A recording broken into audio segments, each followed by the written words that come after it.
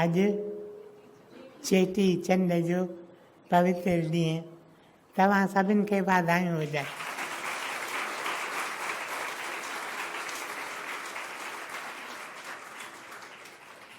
चेटी चंड असां सिंधियुनि लाइ हिकु मुख्य ॾींहुं आहे। पहिरीं असीं चेटी चंड खे न्यू ईयर्स डे करे लेखींदा आहियूं। असांजो नओं साल अॼु खां शुरू थिए थो। नओं साल, नओं साल, नओं साल आयो खणी नओं नियापो। नवां थियणु चाहियो त छॾियो सभु आपो। इहे ॿ सिटूं जेकॾहिं तव्हीं पाण सां खणी वञो, मां पाण सां खणी वञा, त असांजो हिते अचणु सफल थियो। मुंहिंजा प्यारा भाउरो, मुंहिंजूं भेनरूं, नओं साल it bears witness to the fact, साखी ॾिए थो हिन ॻाल्हि जी त प्रभुअ असां मां उमेद कीन लाथी आहे। प्रभु असांखे हिते मोकिलियो कहिड़े कम वास्ते? इन कम वास्ते त तव्हीं नवां थियो। पर असां इहो कमु आहे विसारियो। असीं ॿियनि ॻाल्हियुनि में वञी पाण खे फासायो अथऊं।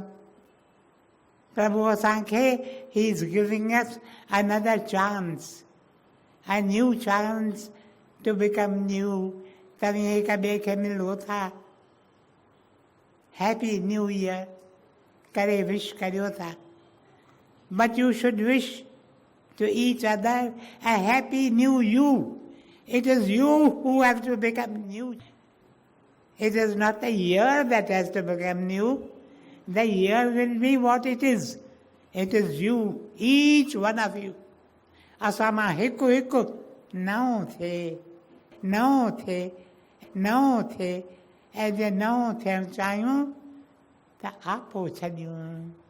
मुंहिंजा प्यारा भाउरो, मुंहिंजूं भेनरूं, नवां थियो, नवां थियो, नवां थियो।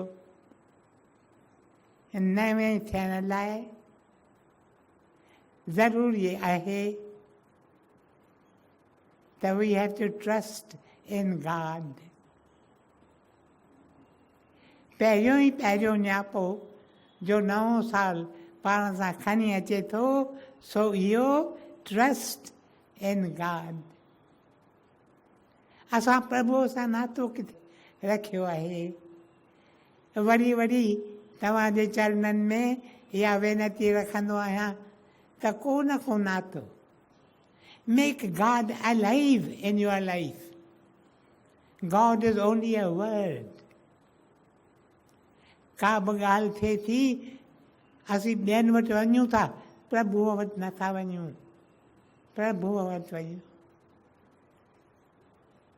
Make God alive.